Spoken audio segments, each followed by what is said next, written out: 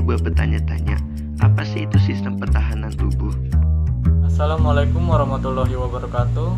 Saya Fajri Dimas Saputra. Di sini saya akan menjelaskan pengertian sistem kekebalan tubuh. Dan secara alami, tubuh memiliki zat yang berfungsi sebagai alat pertahanan menghadapi ancaman bibit penyakit.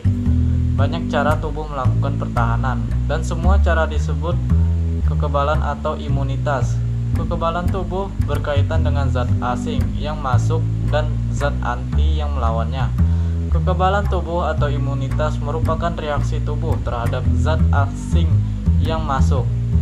Umumnya zat asing itu adalah makromolekul. Semua zat direspon melalui imunitas disebut antigen atau imunogen. Apabila antigen masuk ke dalam jaringan tubuh, protein tubuh yang disebut antibodi atau imunoglobulin segera dikeluarkan, dan sel-sel khusus yang disebut sel T dibentuk. Mikroorganisme dan virus yang berhasil memasuki jaringan tubuh mengandung sejumlah antigen.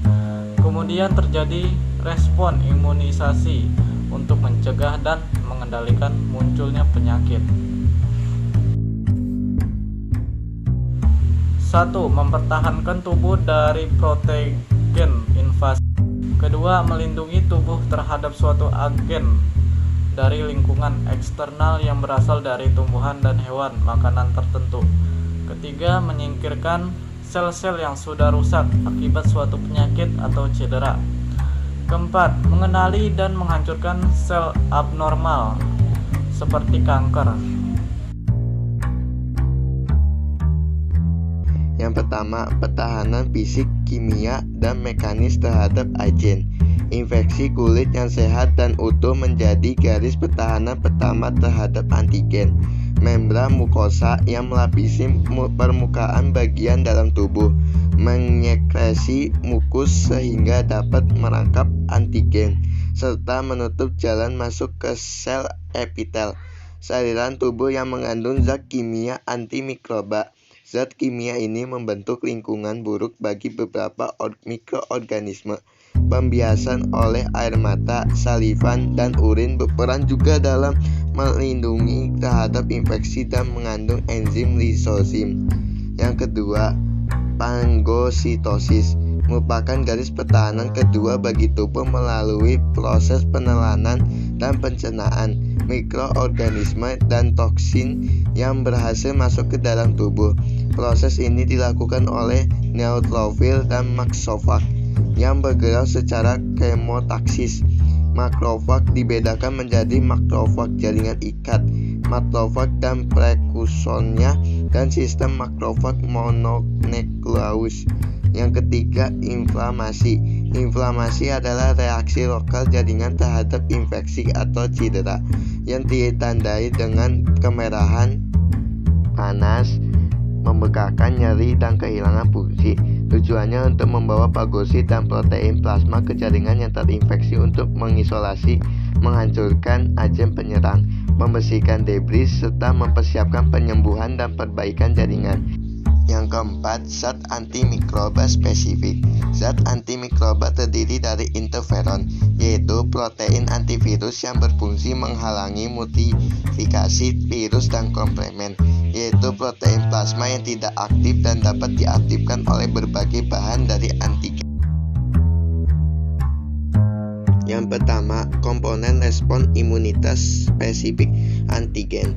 Zat yang merangsang respon imunitas, terutama dalam menghasilkan antibodi, terdiri atas bagian determinan antigen, yaitu bagian antigen yang membangkitkan respon imun, dan hepten, yaitu molekul kecil yang jika sendirian tidak dapat menginduksi produksi antibodi, melainkan harus bergabung dengan carrier yang bermolekul besar.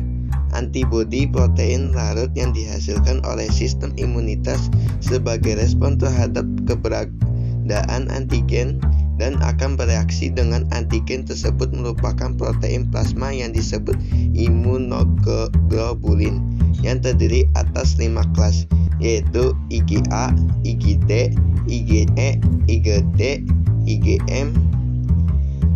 Yang kedua, interaksi antibodi dan antigen.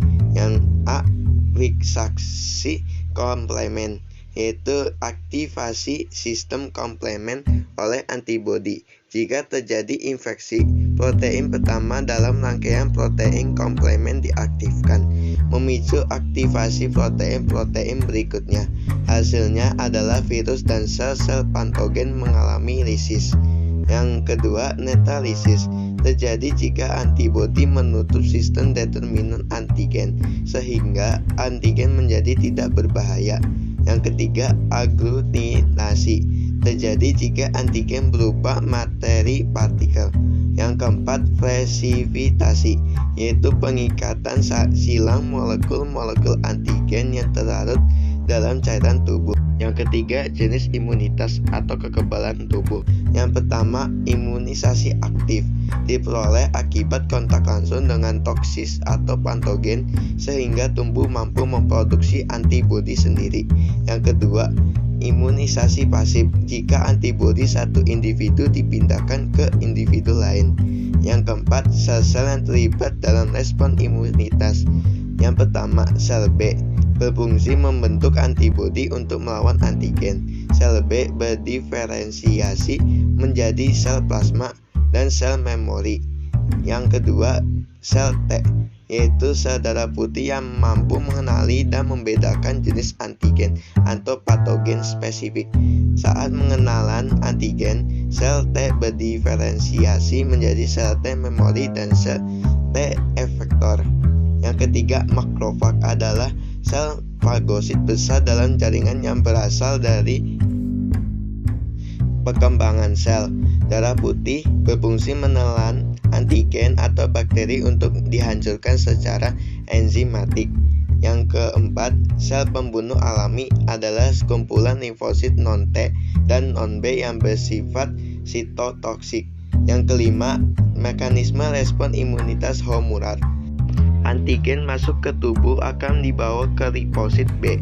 Aktivasi liposit B menyebabkan proliferasi menghasilkan tiruan sel B. Tiruan sel B berdiferensiasi menyebabkan sel plasma mensekresi antibodi selanjutnya dibawa ke lokasi infeksi. D. Kompleks antigen antibodi menginaktifkan antigen.